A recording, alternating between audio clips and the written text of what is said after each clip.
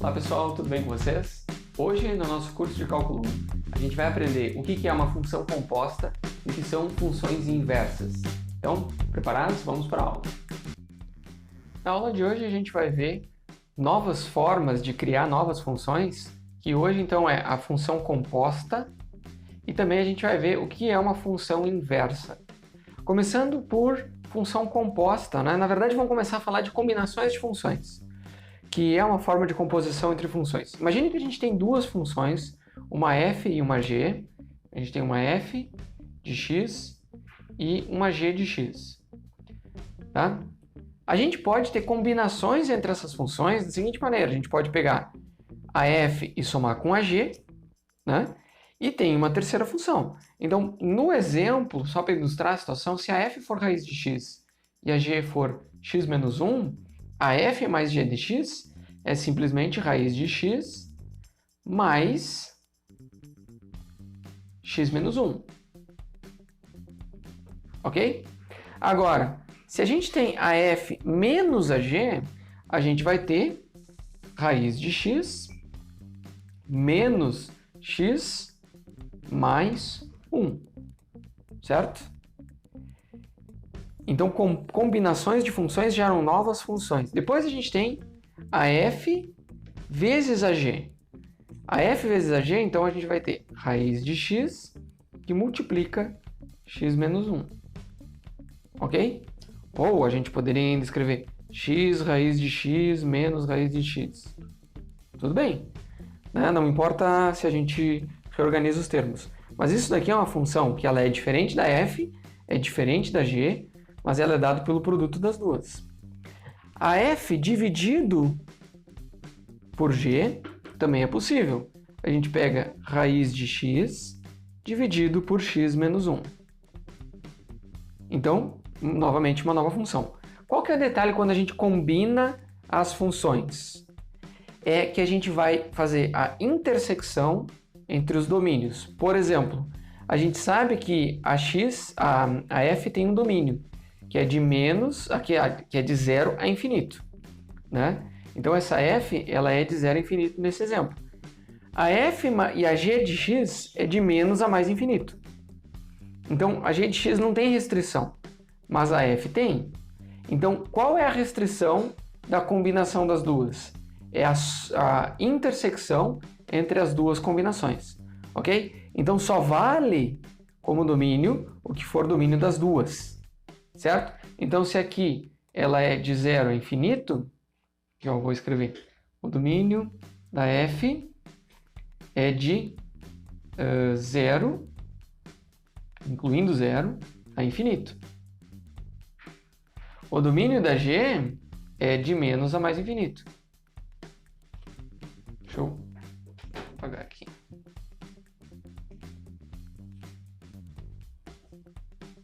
Essa parte do domínio é importante, porque o domínio da g de x, ela é de menos infinito a mais infinito. Como é que é o domínio da f mais g de x? A intersecção entre os dois, né? Então é o df intersecção com dg, que no caso, aliás, que não é união, é intersecção, não é união. Aonde que elas interseccionam, ou seja, que vale para as duas? É do 0 a mais infinito.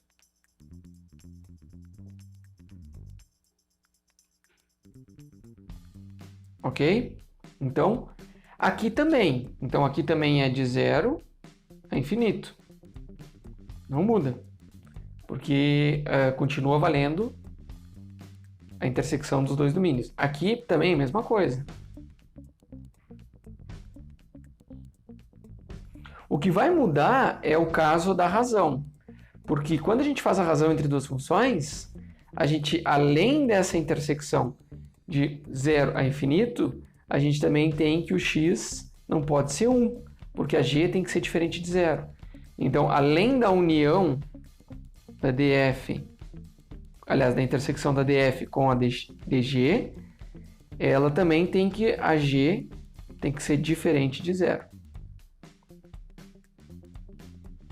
Ok? Então, no caso da razão, a gente vai ter de 0 a infinito.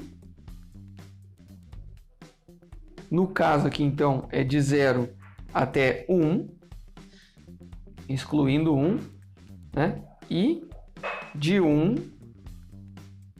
excluindo 1, até infinito. Ok? Aberto em 1, fechado em 0, porque 0 pode. E 0 pode. Ok? Então, quando a gente faz a combinação das funções, combinar é fácil. Só que tem que lembrar que os domínios ficam intersectados aqui, ó. Intersecção dos domínios. E aqui, intersecção dos domínios, e a g não pode ser 0, porque senão a gente tem uma indeterminação também. Agora, quando a gente fala de composição de funções, então aqui é combinação, agora a gente vai falar de composição. É o seguinte, é quando a gente pega uma f de g de x. Tá? O que isso significa? Então imagine o seguinte, vamos imaginar esse exemplo que a gente tem que a f de u é raiz de u. E o u é uma g de x, ou seja, o que está dentro aqui da raiz, ela é uma função de x. Então, nesse caso, aqui ó, nesse exemplo, a f de g de x, a gente vai obter por substituição simples. O que é o u? É x ao quadrado mais 1. Então, a gente vai ter raiz de x ao quadrado mais 1, nesse exemplo. Ok? Então, a gente faz uma substituição. A representação para dizer que a gente está combinando funções é o seguinte. A gente faz a f bolinha g. Exatamente, bolinha, tá?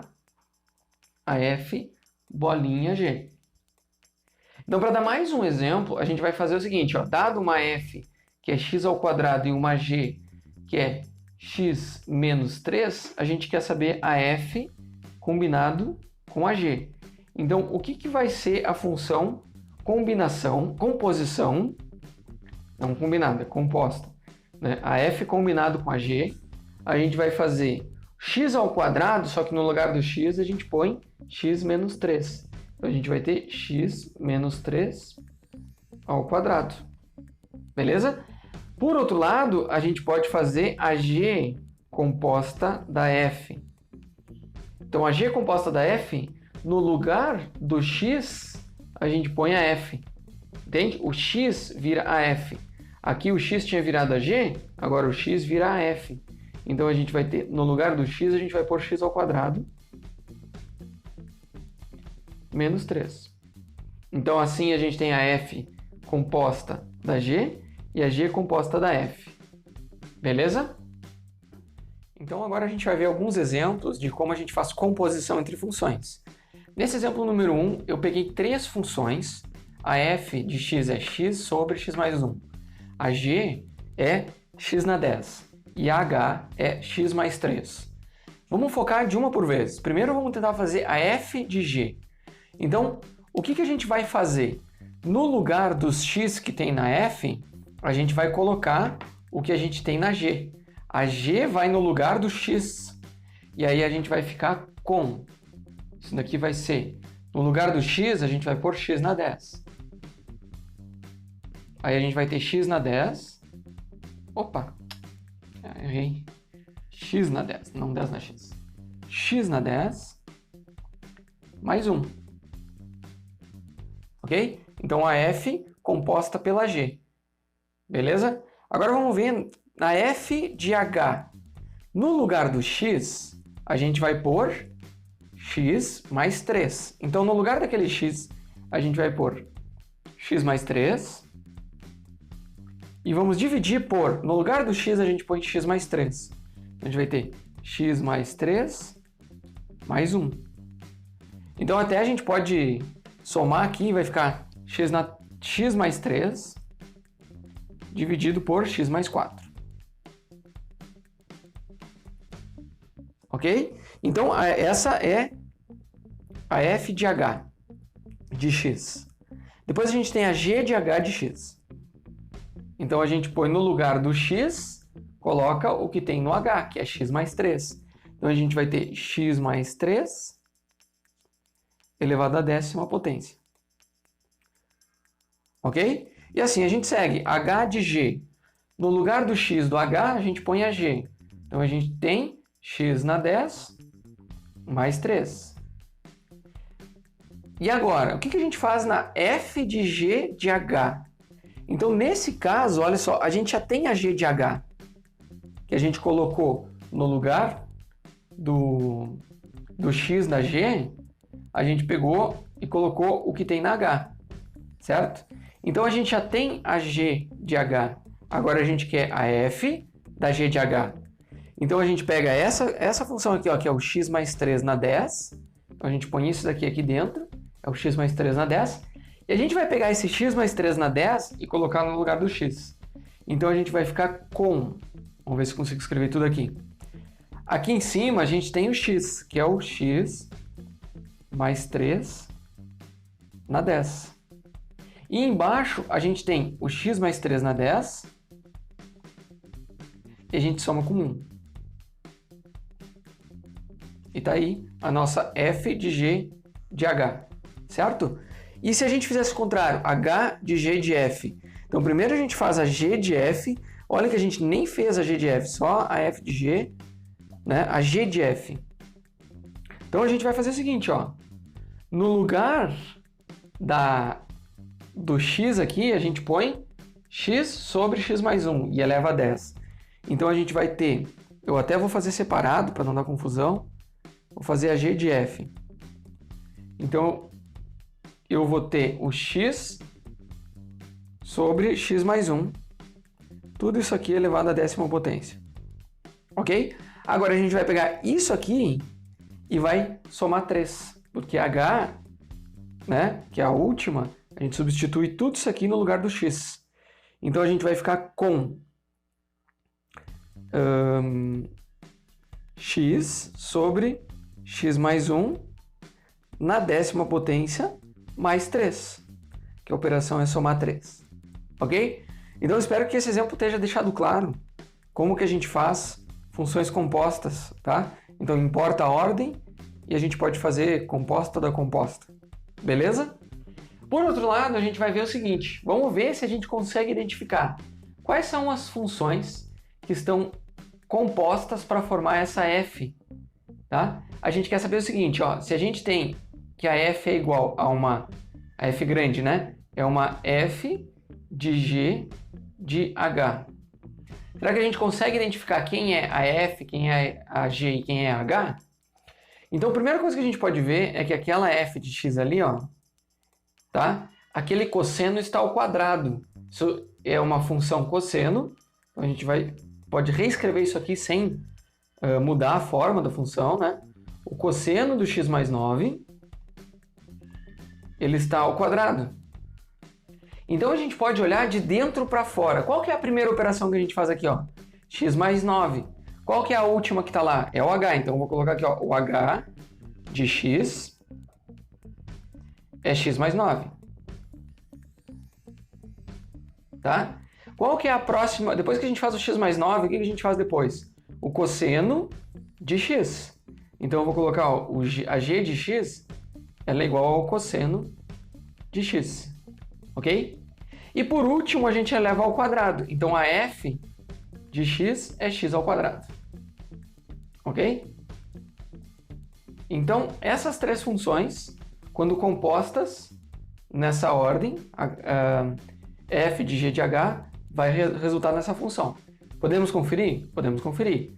Vamos fazer como é que é a g de h. A g de h. Então, no lugar do x da g, a gente coloca o x mais 9. Então, a gente tem o cosseno de x mais 9. Beleza? Ó, tá aparecendo. Aí, depois, a gente vai fazer a f de g de h. Então, a gente vai ter, no lugar do x na f, a gente põe a g de h, que é cosseno de x mais 9. Então, a gente tem o cosseno de x mais 9 ao quadrado, que é igual a f de x. A f grande, né? Então, olha, quando a gente faz a composição, a gente vai olhar qual operação a gente faz primeiro para numerar, para valuar essa f. digamos que eu tenho x, a primeira operação que eu vou fazer é fazer a de dentro, que é o x mais 9. Então, digamos que o x é 1. Então, eu vou fazer 1 mais 9. Aí eu tenho 10. Aí, depois, eu vou tirar o cosseno de 10. Aí, a resposta eu vou elevar ao quadrado. Então, ela nos dá a ordem, inclusive, da operação que a gente vai fazer para avaliar essa função aqui. Então, pessoal, agora, outra parte muito importante do estudo de funções é entender o que são funções inversas. Então, para isso, eu trouxe esse exemplo. Duas tabelas. Imagina que a gente está andando de carro e a gente percorre, vai construindo uma tabela. A gente percorre. Quando a gente está na posição 0, andou 0 tempo, a gente está na posição 0. Quando a gente andou 1 hora, a gente deslocou 40 km. Então a gente já vê aqui que são 40 km por hora em cálculo de velocidade. E mantendo a velocidade constante, a gente constrói essa tabela, vendo que em 2 horas a gente se desloca 80 km. 3 horas, 120 km. 4 horas, 160 km. Então aqui a gente percebe que o ΔS, tá? Ele é uma f de t. O ΔS, a gente pode escrever assim, ó, ΔS como uma função de t. Tá? Ela é uma função de t. Agora imagina que a gente queira uma informação inversa. Eu quero saber quanto tempo eu vou levar para estar na posição 0, para ter um deslocamento de 0. Bom, isso aqui é óbvio, né? 0. Quanto tempo eu vou levar para ter um deslocamento de 40 km? A gente sabe que é 1 hora, né? Considerando que a velocidade é a mesma, sempre constante, 40 km por hora. Quanto tempo eu vou levar para percorrer 80 km? 2 horas. Quanto tempo para 120? 3 horas. Quanto tempo para 160? 4 horas. Então a gente vê que o ΔT ele é uma f de ΔS. É isso. Tá? A gente também pode dizer que o ΔT ela é a inversa da f de t. Aqui a gente tem a função inversa. E como que a gente faz a inversa? A gente põe menos 1 aqui, ó. Então ela é uma função que volta, ok? Mas para a gente poder ter essa... É basicamente isso, ó. Você tem uma tabela que relaciona com a outra, uma coluna 1 com a coluna 2. Então a gente vai ter, se a gente tem a coluna 2, a gente sabe qual é a coluna 1. Beleza? Então, para a gente poder escrever funções inversas num contexto mais generalista, a gente precisa entender o que é uma função injetora e uma função bijetora. Por exemplo, o que é uma função injetora? É quando a gente tem assim, ó, por exemplo, uma tabela de dados, né? A gente tem o x e a f de x aqui. E aí eu vou ter lá, por exemplo, eu tenho 1, e aí aqui eu tenho 2, aqui eu tenho 3, aqui eu tenho 2, aqui eu tenho 3. Eu tenho 3, aqui eu tenho 5.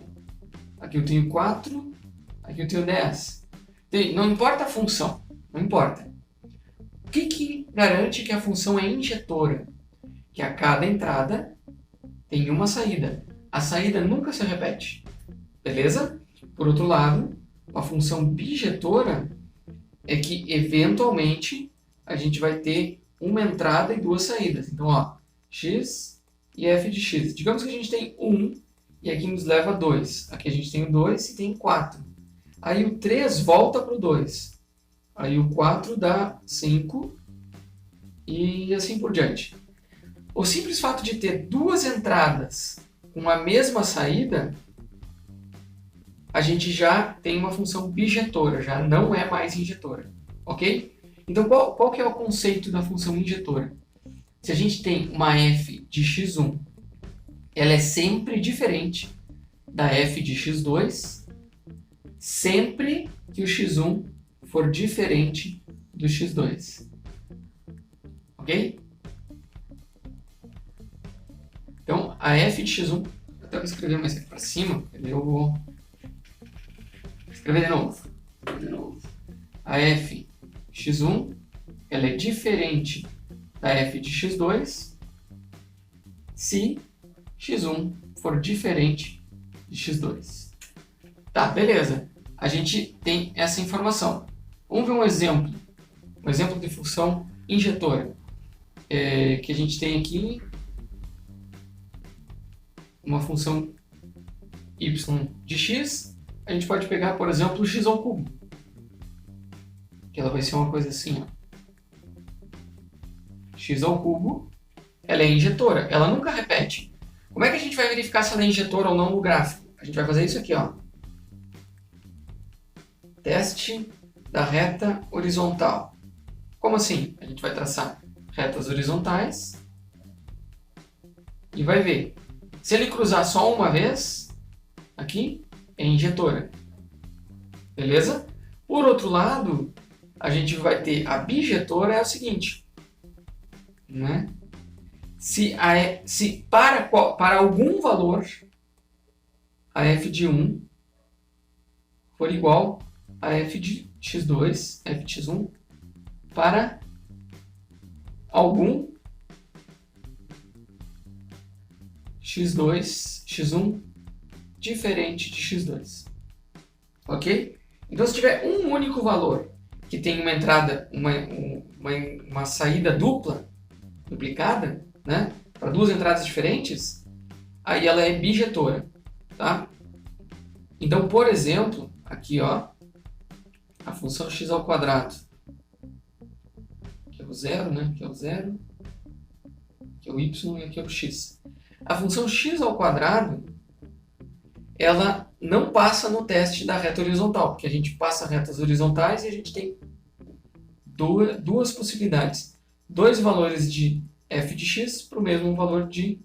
Aliás, o mesmo valor de f de x para dois valores diferentes de x. Ó, mais retas horizontais. No caso daqui, da x ao quadrado, para qualquer reta horizontal para cima do eixo x, a gente sempre vai ter dois valores. Então, ela é bijetora, ok? Tá, por que a gente está vendo função injetora e bijetora? Porque a gente só vai conseguir função inversa para as injetoras, ok? Isso daqui é possível só para as injetoras. As bijetoras, né, ou seja, funções que não passam no teste da reta horizontal, a gente não consegue fazer a inversa, tá? Então vamos ver um pouquinho mais, alguns exemplos aqui, vai ficar mais clara essa situação. Então, por definição, se a gente tiver uma função f e ela for injetora, ela vai ter um domínio que a gente vai chamar de A. Digamos que o domínio da função f seja A.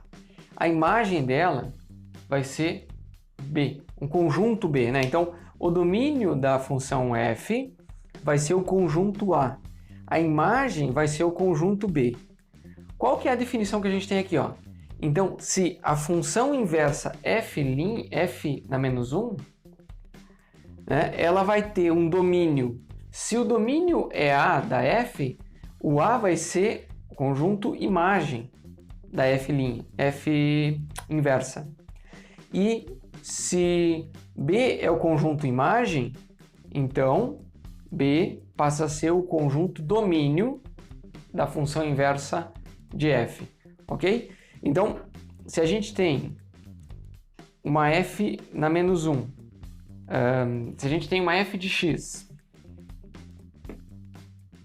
um y igual a f de x, então o x vai ser igual a f na menos 1 de y, ok? Então, essas duas notações serão equivalentes, tá? Então, só que tem um detalhe aqui, ó. A gente está usando o f na menos 1 para denotar função inversa, ok? Então, o f na menos 1 é a nossa função inversa. Tem um detalhe muito importante, não dá para confundir o f na menos 1 com a recíproca, né? O 1 sobre f de x. Não é diferente. Tá? Então, esses caras aqui são diferentes. Se a gente quiser escrever 1 sobre o f de x, o que a gente pode fazer? A gente pode colocar um colchetes f de x e colocar o na menos 1 aqui fora. Daí sim a gente está fazendo 1 sobre f de x, tá? Mas quando é o f na menos 1, a gente está querendo saber a inversa, tá? E daí elas têm essa característica, que o domínio da f é a imagem da inversa. A imagem da f é o domínio da inversa. Beleza? Só para dar um exemplo aqui para vocês, ó. Imagine que a gente tem uma função que quando a gente coloca o 1, a gente sai 5. Quando coloca o 3, a gente tem 7. Quando a gente coloca o 8, a gente tem menos 10. Então o que a gente vai escrever é o seguinte: qual que é a inversa de 5? Tá? Quando a gente pega o número 5 e aplica a função inversa, isso aqui é igual a 1. Tá? Então, olha, o domínio e a imagem, eles invertem. Então, agora a gente tem o domínio, que era a imagem da outra, ele vai ter, por consequência, a imagem, que era o domínio da primeira. Tá? Aí, quando a gente tem a f de 3 igual a 7, e a gente quer saber a inversa da f de 7, a gente vai ter 3. Ok? Isso é função inversa. A inversa da f de menos 10 é igual a 8. Ok? Então a gente vai notar o seguinte, que, olha só, vamos ver por esse caso aqui. Se a f de 1 é 5 e a inversa de 5 é 1, então olha só, se eu pegar no lugar desse 1, eu colocar a inversa de 5, né, eu volto para o 5. Ou seja, olha só, eu vou tentar melhorar aqui, ó, a f, no lugar do 1, eu vou colocar a inversa de 5. Se aqui é 1, a f de 1 é igual a 5. Vocês estão vendo que a função aplicada sobre a inversa de um número dá o mesmo número? Então a gente tem essa informação relevante. Aqui, ó. Quando a gente aplica a função, né, pega um x e coloca numa função, e depois aplica a inversa, a gente volta para o x. Então, a gente volta para o x. Da mesma forma, se a gente pega um x e aplica na função inversa e depois aplica a função, a gente volta para o x também. Ok? Vamos ver, por exemplo, o que acontece se a gente tem uma função do tipo x ao cubo. Então a entrada é x, e a gente eleva ao cubo. A inversa do x ao cubo, tá? Depois a gente vai ver como a gente acha a inversa, ela é o x não terço, ou raiz cúbica de x, tá? Para testar isso daqui, a gente vai fazer o seguinte, ó. Se a f de x é igual a x ao cubo, então a gente dá uma entrada com x e sai com o x ao cubo, então a f na menos 1 da f de x, ela vai ser o quê? Ela vai ser o próprio x. Como assim? Veja bem, se a gente quer aplicar a f na menos 1 na f de x, a gente vai fazer o seguinte. Quem que é a f de x? Então, a f na menos 1 do x ao cubo, que é a nossa f de x, o x ao cubo, e eu estou dizendo para vocês que a f na menos 1 é x na 1/3, então a f na menos 1 da f de x, ela vai ficar o x ao cubo aplicado na 1/3, certo? Porque a f na menos 1 é x na 1/3.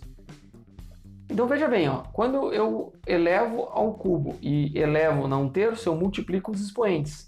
Então eu tenho que o x ao cubo na 1/3 é igual a x na 1, que é o próprio x. Então vejam que quando eu coloco a f na menos 1 da f de x, eu volto para o próprio x. Vamos ver se a gente coloca a f na menos 1 na f de 2. Né? Então, olha só, o que é a f de 2? A f de 2 é 2 ao cubo.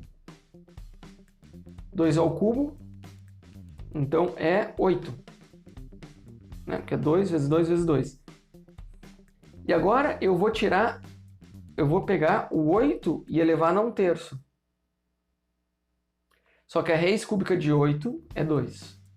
Então a gente tem uma entrada, quando a gente aplica a função e a inversa, a gente volta para a mesma entrada, ok? Elas se compensam, se anulam, né? Se aplica. Vamos ver alguns outros exemplos e vai ficar um pouco mais clara essa situação de a gente trabalhar com a função e a inversa dela aplicada uma na outra. Então agora vamos ver como obter a função inversa de uma função injetora. Como que a gente vai fazer? Primeiro a gente vai ter que escrever que a função é igual a y. Tá? Então o primeiro passo é escrever que a função é igual a y. Daí a gente vai tentar isolar o x em função de y. Ok? E aí depois a gente vai trocar. Onde tem x a gente põe y, onde tem y a gente põe x. Como assim? Vamos ver nesse exemplo aqui, onde a gente quer encontrar a inversa da função x ao cubo mais 2x. Então a primeira coisa que a gente vai fazer aqui é escrever y igual a x ao cubo mais 2. Agora a gente vai passar para o outro lado 2, a gente vai ficar com o x ao cubo igual a y menos 2, certo? E agora a gente tem o x ao cubo, a gente vai tirar a raiz cúbica, né? Ou vai elevar a 1/3. Então a gente vai ter o x igual a y menos 2 na 1/3. Ou raiz cúbica de y menos 2. Então, agora a gente tem que o x é a raiz cúbica, vou escrever para cá. O x é a raiz cúbica de y menos 2. Tá, olha só qual é o último passo. Troque x por y. Então aqui onde tem x a gente vai pôr y. Aí a gente vai ter raiz cúbica de x menos 2. Olha só. Então quando a gente pega o x ao cubo mais 2, essa é uma função. A inversa dela é a raiz cúbica de x menos 2, ok? Então isso daqui é a f na menos 1.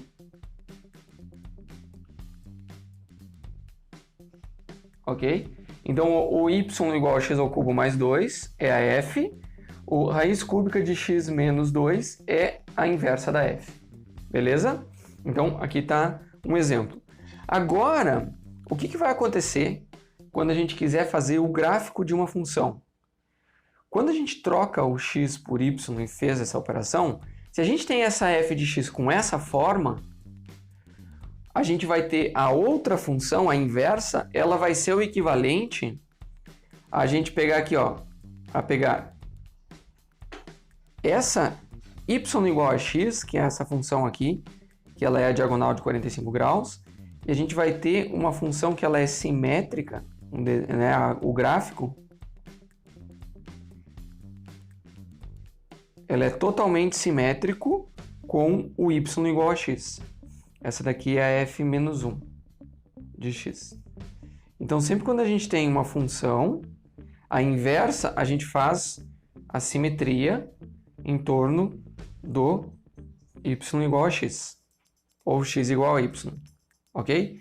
Então, com esses 4 passos aqui, 3 passos para encontrar a função, e sabendo dessa situação do gráfico aqui, será que a gente consegue desenhar o gráfico da raiz de menos 1 menos x? Então, aqui é meio complicado a gente achar a raiz de menos 1 menos x, apesar de ser possível, mas a gente pode ver o seguinte, e se a gente achasse a inversa? Vamos encontrar a inversa dessa f. Então a gente vai ter primeiro, isso daqui a gente vai colocar como y, aí a gente vai elevar tudo ao quadrado, a gente vai ficar com y ao quadrado igual a menos 1 menos x, aí eu vou isolar o x, eu vou ficar com x igual a menos 1 menos o x passa para cá, fica positivo, esse daqui passa para lá, fica negativo, menos y ao quadrado. Então, agora a gente troca, né, o x por y, então a gente tem o y igual a menos 1 menos x ao quadrado. Então, essa aqui, ó, é a inversa. Essa daqui é a f na menos 1. Ok? É a inversa dessa. Certo? Menos 1 menos x ao quadrado. Eu até vou fazer o seguinte, ó, menos x ao quadrado menos 1. Essa é a nossa f inversa.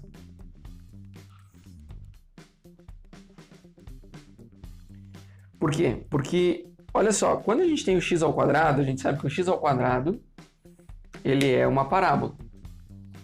Certo? Então, eu vou fazer um gráfico aqui, ó, x com y, aqui o 0. E a gente sabe que a forma do x ao quadrado é assim, ó. Mais ou menos, né? Isso aqui é o x ao quadrado. Agora, a gente tem menos x ao quadrado. Então, quando a gente multiplica por menos 1, a gente faz a translação, né? A gente faz a simetria dela, simétrica, com a reflexão no eixo x, certo? Então, seria o menos x ao quadrado é essa daqui, ó. Eu vou fazer em preto. Menos x ao quadrado é assim, ó. Ok? Então, aqui a gente tem o menos x ao quadrado. Mas o que a gente quer é o menos x ao quadrado menos 1. Então, eu ainda vou pegar essa função aqui e vou jogar aqui para o menos 1. Então, ela vai ser assim, ó, em vermelho.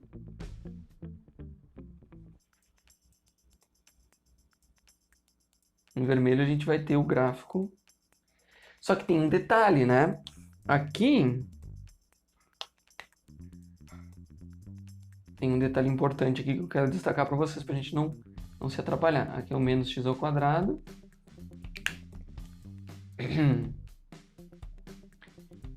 E essa daqui é o menos x ao quadrado menos 1.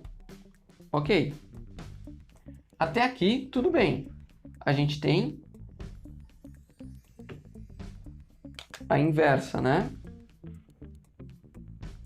Só que como é que é o domínio e como é que é a imagem? Olha só.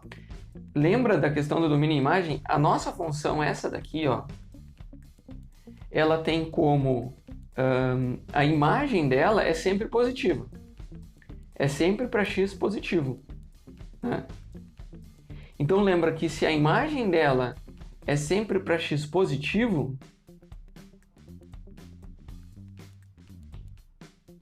né, a imagem da f, então o domínio da f', ela vai ter que ser a mesma imagem daquela. Então a gente vai ter o x maior ou igual a 0.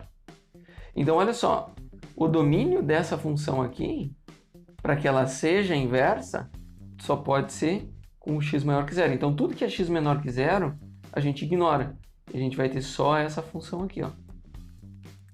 Ok? Só isso que está em vermelho aqui, ó. Essa daqui é a inversa da nossa f. Por uma questão de domínio. Tá? Ela vem do 0 e ela até vai até mais infinito, mas ela vai indo para valores negativos, ok? Então, essa é a nossa inversa.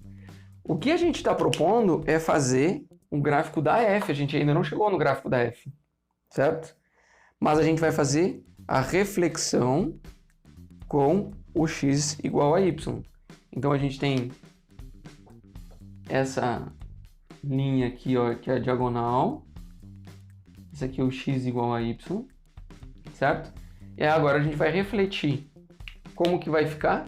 Olha só, se essa daqui é a f na menos 1, então saindo de menos 1, aqui ele vai sair de menos 1. Ó. Menos 1 em y, ele passa a ser menos 1 em x. E aí ele vai ter essa forma assim. Ó. Então essa daqui é a nossa f de x. Tá? Claro que a gente deu uma volta enorme aqui, né? Mas é importante que a gente consegue destacar como a gente faz a translação e como a gente identifica a inversa e a função no gráfico, certo? A partir da reflexão, né, que ela é simétrica com o x igual a y. E com isso eu acho que a gente tem um bom exemplo de como a gente tem a relação entre as curvas no gráfico de uma função e a sua inversa. Beleza? Vamos ver mais alguma coisa agora. A gente vai entrar numa parte bem interessante, que são as funções logarítmicas. Então, funções logarítmicas, a gente vai ter... Quando a gente fala de funções inversas, a gente tem que lembrar das funções logarítmicas, porque ela é definida exatamente como uma inversa. E é a inversa da função a na x. Então, olha só. Quando a gente tem a função a elevado a x, a gente percebe que ela é uma função injetora. Ela pode ser crescente, se o a for de 0 até 1. E ela, aliás, decrescente se for de 0 a 1, crescente se for de 1 a infinito. Mas o grande detalhe é que se o a for positivo e diferente de 1, porque o 1 ela é uma linha reta, né? Se o a for 1, ele sempre vai ser 1, essa função. Agora, se ela, aí, ela sendo constante, ela não é injetora, né? Se ela é sempre crescente ou sempre decrescente, como é o caso se o a for maior que 0 ou diferente de 1, então, ela sendo injetora, ela pode ter uma inversa. E a sua inversa é a função logarítmica de base A, certo? Então, isso aqui é importante, ó.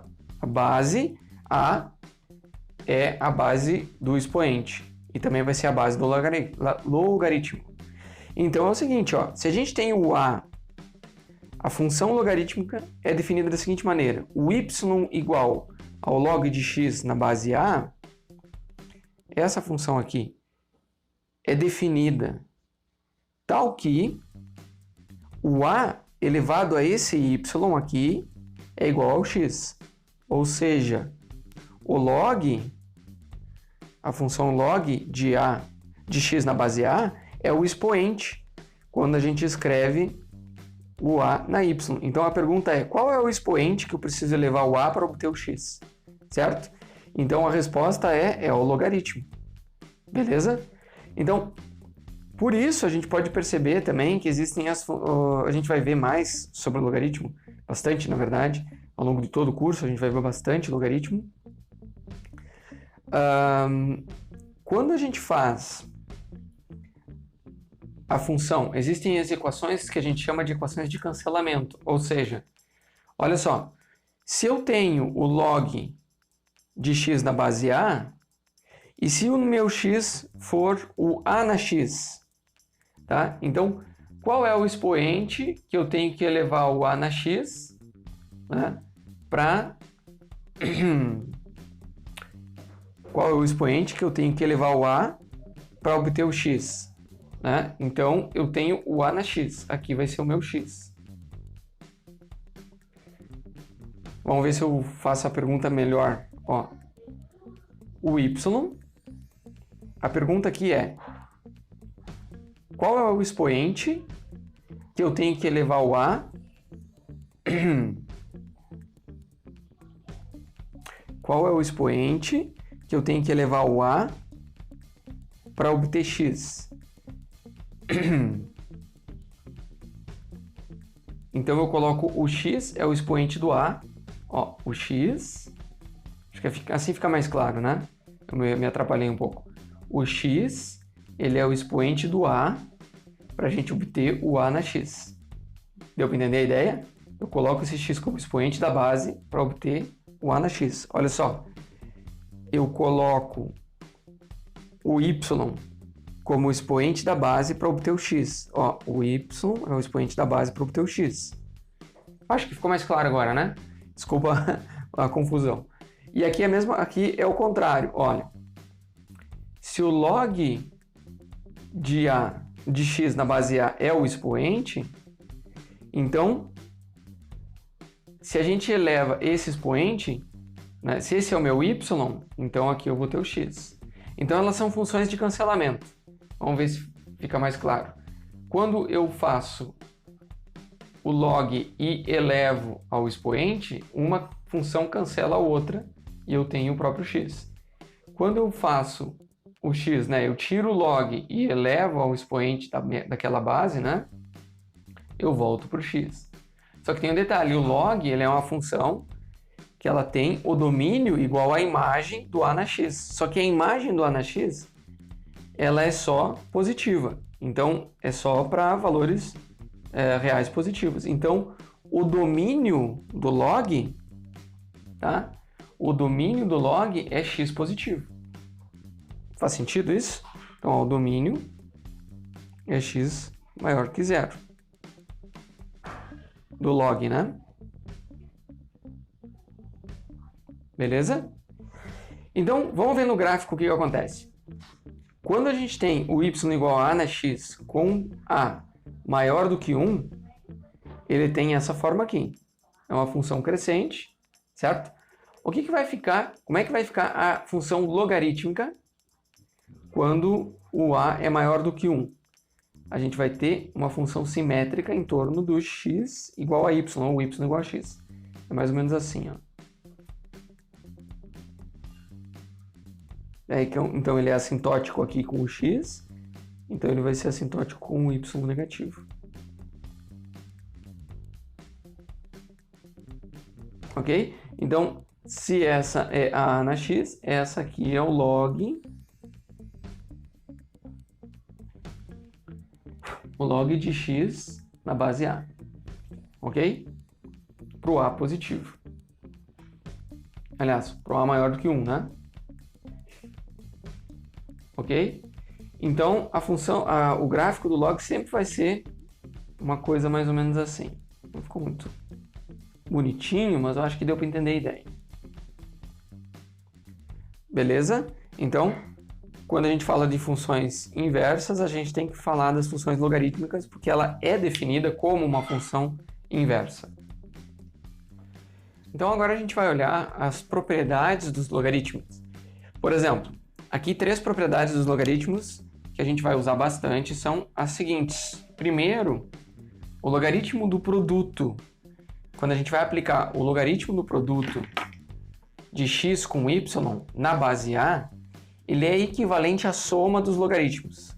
Então a gente vai ter logaritmo de x, y na base a é o logaritmo de x na base a mais o logaritmo de y na base a. Ok? Agora, se a gente tiver a razão entre os logaritmos, é o equivalente à diferença entre os logaritmos. Então, se a gente tiver o log de x dividido por y na base a é igual ao log de x, então o numerador fica positivo e o denominador fica negativo, menos o log de y na base a.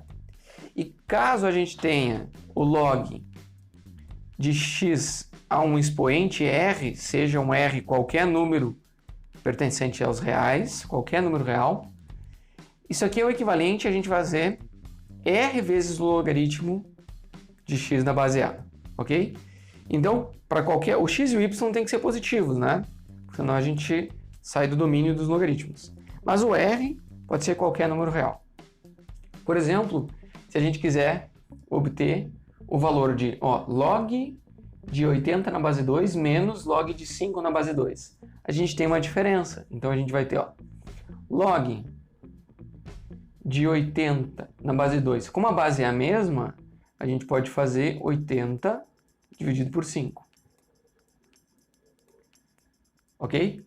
Então, quando a gente faz 80 dividido por 5, a gente tem 16. Então, é o equivalente a gente fazer o log na base 2 de 16. E quem é o log na base 2 que dá 16? Ou seja, qual é o expoente que a gente tem que pôr aqui no 2, né? Para que a gente tenha, olha só, o nosso y, aqui, a gente pode imaginar o y aqui, ó. Qual é o expoente que a gente tem que pôr aqui no 2 para dar 16? Então a gente sabe que a gente tem que pegar o 2 e levar na quarta potência. Então aqui é o 4. Certo? Ou seja, se a gente pegar o 2 na 4, a gente tem o 16. Certo? Então a pergunta é, quem é esse expoente para que eu consiga o 16? No caso aqui, é 4. Notem que então, quando a gente pega o log de 80 na base 2 menos o log de 5 na base 2, a resposta é 4. Beleza? Outra fórmula útil é a de mudança de base. Caso a gente tivesse aqui bases diferentes, a gente poderia utilizar a mudança de base. Então, olha só. Se eu tenho o log de x na base A e eu quero transformar para a base B, o que eu vou fazer? Eu vou fazer o log de x na base B e vou dividir pelo log do A na base B. Ok? Tá. Como é que a gente pode verificar isso? Vamos ver, por exemplo, a gente tem assim, ó, o A na Y igual a x. Se eu tirar o logaritmo na base B nos dois lados, eu vou ter o seguinte, eu vou ter o log na base B de A na Y, certo? Isso aqui vai ser igual ao log na base B do x. Beleza? Agora, olha, se eu pego o y, ele está como expoente, ele pode passar multiplicando. Então, a gente tem que o y vezes o log de A na base B é igual ao log de x na base B. Olha só, se eu pego esse log e passo dividindo, eu tenho y. Eu tenho que o y é igual ao log de x na base A dividido pelo log de A na base B. E quem é o y? É o expoente do A, ou seja, é o log de x na base A. Então, continuando os logaritmos, a gente tem o logaritmo natural, que a gente já falou sobre ele em outra aula, quando falou sobre as funções, é quando a gente tem o logaritmo e a base é o próprio número e, que a gente já definiu, que é o número de Euler, ok? Que é o 2,78, eu sempre esqueço a sequência, mas está aqui. Então, quando a gente tem a base e, esse daqui é o que a gente chama de ln. Então, toda vez que vocês olharem o ln de alguma coisa, você sabe que a gente está fazendo o logaritmo na base e, ok? A definição dele é a seguinte, ó, a gente tem o ln de x igual a y. Então, quando a gente pega o y e coloca como expoente do e, o y é o expoente do e, isso aqui vai dar o x, ok? E então essa daqui é a definição, certo? E aí a gente tem as regras de cancelamento. As regras de cancelamento são o seguinte, ó. Quando a gente aplica o exponencial, pega o x, eleva o x como expoente de e, né? E depois tira o logaritmo natural, a gente volta para o x. Da mesma forma, se a gente tirar o logaritmo natural de x e depois elevar o expoente e, elevar ele como um expoente de e, a gente vai voltar para o x. Só que aqui a gente tem a restrição de que o x tem que ser maior que zero, porque o logaritmo ele vai ter um domínio que é x maior que zero. Aqui, como o domínio é x maior que zero, mas a imagem do e já é maior que zero para qualquer valor de x, então aqui a gente não tem problemas de restrição para o x. Aqui sim, ok? Só que daí é o seguinte, é só a gente imaginar o seguinte, se aqui a gente tem a base e, né? A gente tem a base e. Se a gente eleva o x, a gente chega no e na x, entendeu? Então, em particular, a gente tem a seguinte situação, ó. E se o x for igual a 1, qual o número que a gente tem que elevar o e? Tem um ezinho aqui escondido, né? Qual número a gente tem que elevar o e para chegar no próprio e? Então, é o 1. Então, a gente tem que o logaritmo de e é igual a 1, que é a inversa, né? É o cancelamento. A gente tem expoente 1 aqui, então a gente vai ter 1. Sabendo dessas regras aqui, que elas são bem similares ao logaritmo normal, né? Só que agora a gente sempre vai esconder a base aqui, porque é o natural. Vamos tentar resolver esses exemplos aqui. Primeiro, a gente vai tentar isolar o x. Qual é o x cujo logaritmo natural de x é igual a 5? Então tem duas formas de a gente fazer. A primeira é a gente pensar, pô, aqui tem um e. E o 5 é o expoente de e para dar x. Então a gente pode dizer que o e na 5 é igual a x, ou seja, o x é igual a e na 5. Né? Outra forma é a gente tirar a inversa. Se a gente tem um logaritmo, a gente vai pegar o e na ln de x e a gente vai fazer o e na 5, certo? Só que esse daqui é uma relação de cancelamento. Isso aqui é o próprio x. Então, o x é igual a e na 5. Ok? Então, são duas formas de a gente isolar o x do ln de x igual a 5. A gente pode fazer também para outras funções um pouco mais complicadas. Eu vou usar essa relação aqui, ó. Se eu tenho e na 5 menos 3x igual a 10, eu vou pegar a relação de cancelamento, que é a inversa. Vou fazer o ln de e na 5 menos 3x igual ao ln de 10. Só que essa daqui é uma relação de cancelamento. Então, eu pego uma operação como outra, eu vou ficar só com um expoente. Vou ficar com 5 menos 3x igual ao ln de 10. Olha só, então eu tenho que o 3x ele é igual a 5 menos o ln de 10, ok? Então o x é igual a 1/3 de 5 menos o ln de 10. Ou, né, então a gente pode pôr menos o ln de 10, ou olhar que esse menos aqui, ele está fazendo como um expoente na menos 1 aqui, do 10. Então a gente teria o x igual a 1/3 de 5 mais o ln. O que acontece quando a gente eleva o 10 na menos 1? A gente tem 0,1. Tá? Então, tanto essa quanto essa são respostas. Ok? O ln menos o ln de 10, ó, menos o ln de 10 é igual ao ln de 1 sobre 10. Ou de 10 na menos 1. Que é igual ao ln de 0,1. Positivo. Ok? Deu para entender a ideia? Isso é um rascunho. Então, tanto essa quanto essa são respostas. Beleza?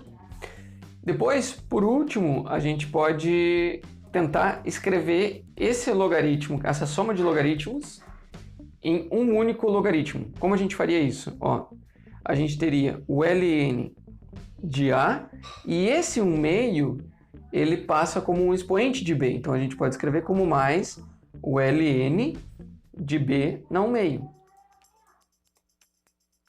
Ok? Ó, o que está multiplicando ln passa como expoente do b aqui. b na 1/2 é raiz de b, certo? Então a gente tem o ln de a mais o ln de raiz de b. Quando a gente tem a soma é o equivalente a gente fazer o produto. Então a soma dos ln's é o ln do produto de a com raiz de b. Então a gente tem um único logaritmo para descrever essa soma de dois logaritmos, combinação linear de dois logaritmos. As funções trigonométricas, elas têm inversa? Bom, depende, porque a gente sabe que para a gente ter a função inversa, ela tem que ser injetora. E quando a gente faz a linha horizontal aqui, ó, a gente vê que a trigonométrica ela não é injetora, porque a gente tem vários valores, por exemplo, do seno, né? Esse aqui é só o seno, para começar. Depois a gente vai ver o cosseno também. Então, a gente vê que ela não é injetora se a gente não determinar um intervalo. Então, o que a gente faz para definir a função trigonométrica inversa é definir um intervalo no qual ela é injetora. Então, para começar, a gente pode, por exemplo, a gente pode pegar vários intervalos, né? Mas um intervalo possível e o mais óbvio é o que vai de menos π sobre 2 a π sobre 2, ou seja, é o ângulo, né, que vem de menos 90 para cá, ele faz toda a volta e vai até mais 90, naquele círculo trigonométrico, né? Então, aqui é menos 90 e ele vai 0 até mais 90, ok? Então, o que vai acontecer aqui? A gente vai ter, nessa relação, ó, o seno ele vai de menos 1 até 1, ok? Passando pelo zero, porque o seno de 0 é 0. E agora, então, a gente pode definir qual é a função trigonométrica inversa se o x for de menos π sobre 2 até π sobre 2.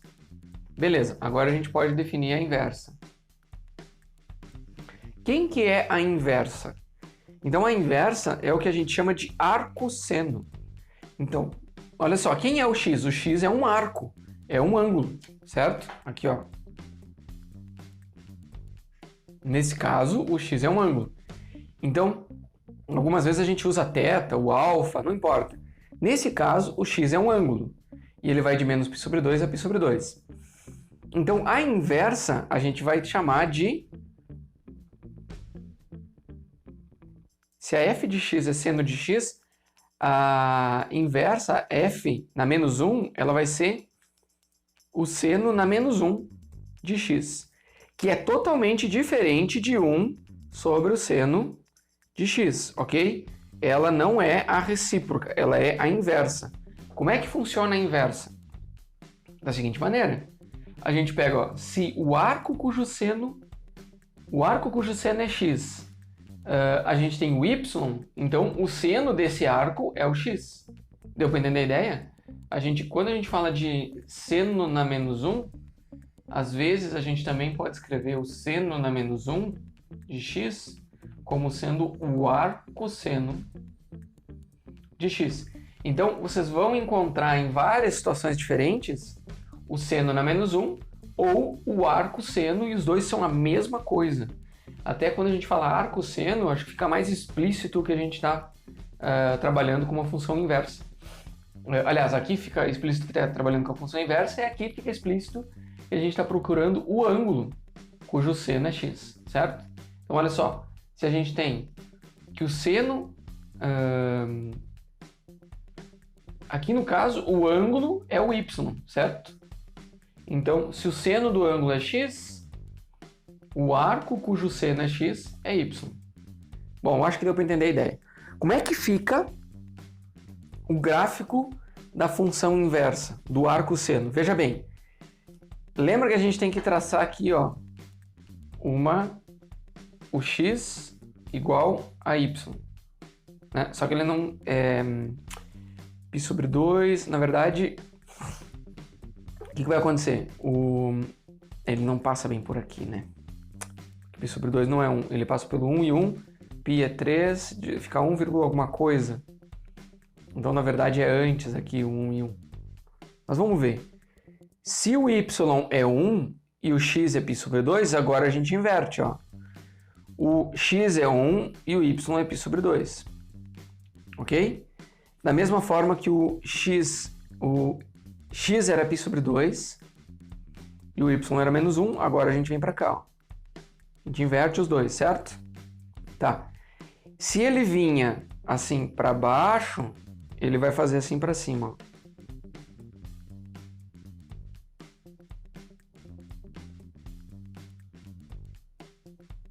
Ok?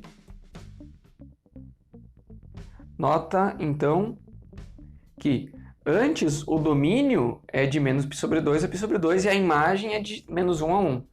Aqui, o domínio é de menos 1 a 1. Ok? Então, essa é a função trigonométrica inversa nesse intervalo. E aí, a gente muda o domínio, né? Por exemplo, se a gente quiser calcular, definir qual é o arco-seno de 1/2. Como é que a gente faz para definir o arco-seno de 1/2? Então, a gente vai pensar qual é a função que o seno é igual a 1/2, né? Então, a gente pode fazer o seguinte, ó. Esse aqui é o nosso y, né? Y igual ao arco-seno de 1/2. Então, o seno do y é igual a 1/2. Ó. Certo? O seno do y é igual a 1/2. Então, qual é a função que tem o seno igual a 1/2? A gente sabe que é o ângulo de 30 graus, que tem o seno igual a 1/2. Ou π sobre 6, né? Π sobre 6. Então, o y é igual a π sobre 6 radianos. Então, quando a gente coloca o arco cujo seno é 1/2, a gente tem o π sobre 6. Beleza? Então, aqui, ó, até a gente pode ver que, da mesma forma como a gente tinha as relações de eliminação, né? O que acontece quando a gente tem o seno de x e a gente tira o arco cujo seno é o seno de x, a gente volta para o x. Beleza? E da mesma forma, se a gente pegar, ó, o arco seno de x e aí depois tirar o seno do arco seno, então a gente tem o próprio x. Tá? Então, essas aqui são as equações de eliminação. Só que quem que é o domínio aqui? Ó? O domínio é sempre o de dentro que vale. Porque a imagem vai ser o domínio da outra, então importa o seguinte, ó, o seno ele está no domínio de menos π sobre 2 a π sobre 2, e o arco seno está no domínio de menos 1 a 1, ok? Então, com isso a gente viu o seno. Vamos ver o cosseno agora. A função cosseno, então, ela tem essa forma aqui. A gente sabe que ela vai de menos 1 a 1, mas ela também é bijetora, a menos que a gente selecione um intervalo. Então, no caso, a gente, para selecionar um intervalo em que ela seja injetora, ela não vai ser o mesmo intervalo da seno. Para a gente ter o cosseno indo de menos 1 a 1, a gente vai pegar, ó, ele de 0, aqui eu tenho que escrever o 0, de 0 até π. Aí a gente pega ele de forma injetora, sem problemas. Então, essa parte com o x indo de 0 até π da função cosseno, aí ela é injetora e aí a gente pode definir qual é a função inversa.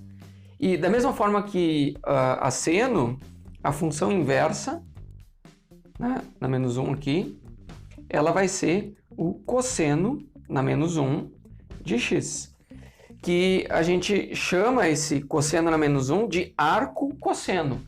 Até eu vou colocar aqui, ó, cosseno na menos 1 de x é o que a gente chama de arco cosseno de x, ok? Então, o arco é o ângulo cujo cosseno é x, tá? E é sempre importante lembrar que o cosseno na menos 1 de x, ele não é 1 sobre o cosseno de x. É diferente, ok? Isso aqui é muito importante, tá? Agora, a gente vai ver o seguinte. Qual que é a definição da função? É assim, ó. O arco cujo cosseno é x, se y é o arco cujo cosseno é x, o cosseno desse arco é o x. Então, o cosseno de y é x. Ok? Então, se o cosseno de y é x, o y é o arco cujo cosseno é x. Beleza? Por exemplo, o arco cujo cosseno é 1/2. Então, a gente vai ter assim, ó. Qual é o arco cujo cosseno é 1/2? A gente tem o arco cujo cosseno é 1/2. Se y é o arco cujo cosseno é 1/2, então o cosseno de y é igual a 1/2. Certo? Qual é o ângulo cujo cosseno é 1/2? Essa é a pergunta. Tá? Então, o cosseno é 1/2 quando o y é π sobre 4. Ou 60 graus. Ok? Radianos. Notem que agora o y ele é explicitamente um ângulo, porque não existe cosseno de algo que não seja um ângulo. Ok? Nem seno. Agora, e a forma dessa função? Olha só.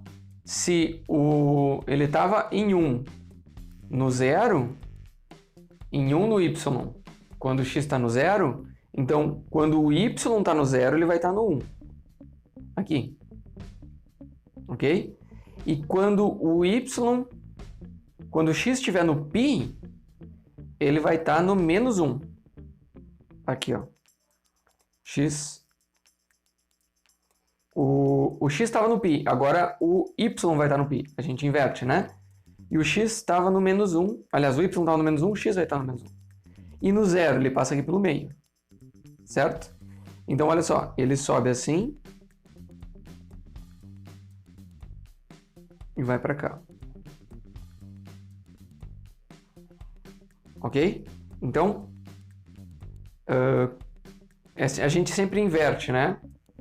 x0, y1, y0, x1.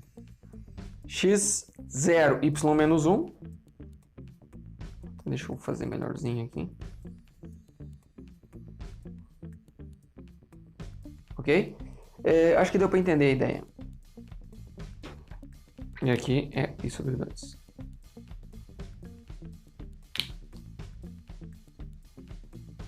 Então, esse é o domínio, essa é o gráfico do arco cosseno, ok? E aí tem outra coisa, né? Se o domínio é de 0 a π, a imagem fica de 0 a π. Se a imagem era de menos 1 a 1, o domínio fica de menos 1 a 1, certo? Então ele troca domínio com imagem. E por último, só para destacar, é importante destacar, as relações em que a gente anula, né? Quando a gente tem o cosseno, o x, a gente tira o cosseno dele e depois tira o arco cujo cosseno é x, a gente tem o próprio x. E o domínio aqui é de 0 a π, ok? Porque é o domínio desse cosseno. Agora, quando a gente tira o arco cujo cosseno é x e depois tira o cosseno desse arco, a gente volta para o x, certo? Equações de eliminação. Então, a gente elimina o cosseno com o arco cosseno e a gente elimina o arco cosseno com o cosseno, ok? E aqui, ó, o domínio de cosseno na menos 1 é de menos 1 a 1. Então, essas aqui são as relações de eliminação para o cosseno. A função tangente de x, ela tem essa forma aqui, certo? Então, a gente sabe que também ela se repete, ela é periódica, tanto para x indo para mais infinito, quanto para menos infinito. Então, para a gente poder determinar a inversa dela, a gente vai ter que delimitar, quando ela pega toda a imagem dela. E a gente pega o domínio entre menos π sobre 2 e mais π sobre 2, a gente tem toda a imagem dela que vai de menos a mais infinito. Quando a gente faz a inversa, então a gente vai ter, ó, se a imagem dela era de menos a mais infinito, o domínio passa a ser de menos a mais infinito. E se o domínio era de menos π sobre 2 a π sobre 2, a imagem vai ser entre π sobre 2, menos π sobre 2 e mais π sobre 2. Em x igual a π sobre 2, o y vai infinito. Então, em y igual a π sobre 2, o x vai infinito na inversa. E o contrário também, né? Aqui no outro lado. Em x igual a menos π sobre 2, o y vai a menos infinito. Então aqui, ó, o y igual a menos π sobre 2, o x vai para menos infinito. Então esse é o gráfico da função inversa, que é o arco tangente de x, ok? As relações de eliminação vão ser as mesmas, ó. O arco tangente da tangente de x é x. O tangente do arco tangente de x é x. E aí, essas relações, elas são válidas dentro do domínio da de dentro. Então, o domínio da tangente de x é de menos π sobre 2 a π sobre 2. O domínio da arco tangente de x é de menos a mais infinito. Beleza? Então, vamos ver o seguinte, ó. Por exemplo, será que a gente consegue determinar qual é a função que escreve o cosseno do arco tangente de x? Então, vamos ver. Uma forma de a gente visualizar isso é a gente chamar o y de arco tangente de x. A gente vê o cosseno do y, certo? Só que quem é o arco tangente? Se o y é o arco, tá? A gente pode ver o seguinte, ó. O nosso círculo trigonométrico de raio 1, certo? Não sei se vocês já viram isso aqui, mas aqui é difícil de eu desenhar um raio certinho, né? Tá? De raio 1. E a gente tem um ângulo y aqui. Então a gente vai subir aqui em um ângulo reto.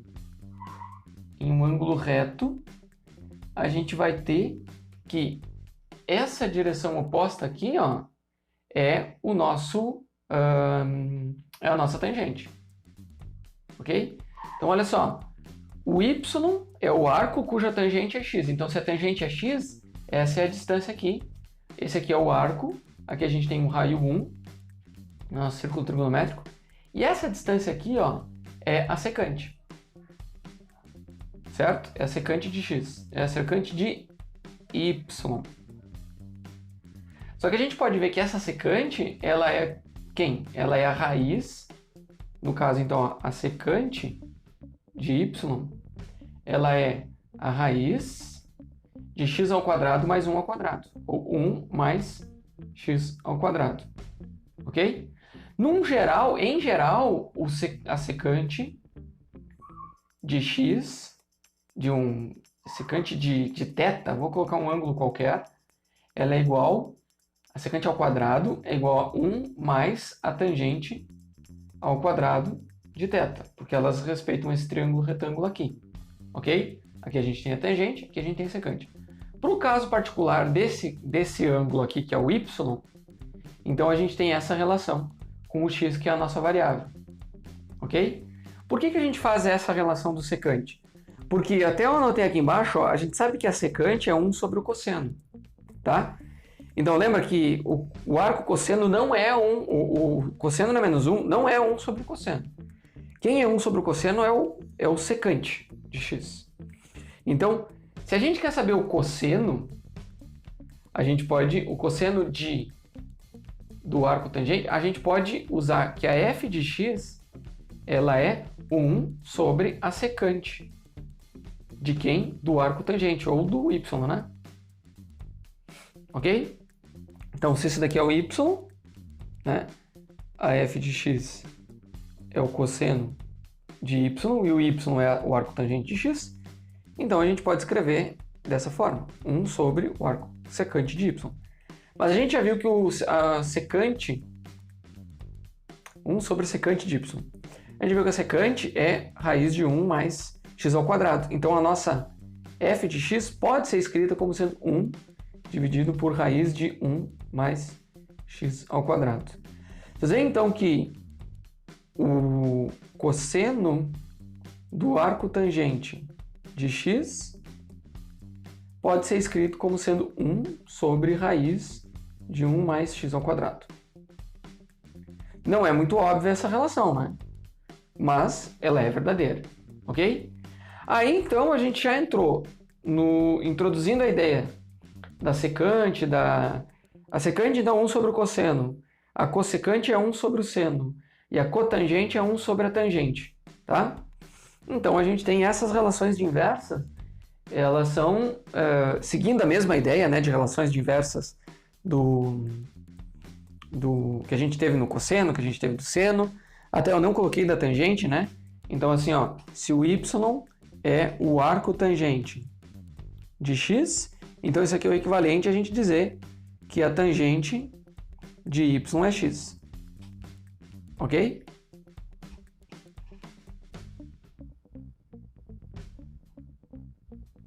Aqui. Então, olha só. Se o y é o arco cossecante de x, isso aqui vai nos dar que o cossecante de y é igual a x, tá? Se o y é o arco secante de x, então o secante de y é x, tá? Então esse é o equivalente.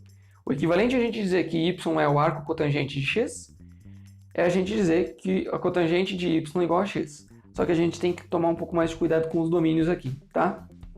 Mas tomando esses cuidados aqui, a gente tem a ideia toda tá aqui, ok? Então, com isso a gente já tem toda a ideia das funções trigonométricas inversas. Beleza? Então, nessa aula que a gente aprendeu funções compostas e funções inversas, a gente já está preparado porque na próxima aula a gente vai começar a estudar limites, o que é a definição e o que é função contínua. Então agora é com vocês, façam os exercícios, deixem as suas dúvidas no fórum da disciplina e ajudem os colegas sempre que tiverem oportunidade, porque assim vocês também aprendem. Então, com isso a gente encerra e até a próxima aula.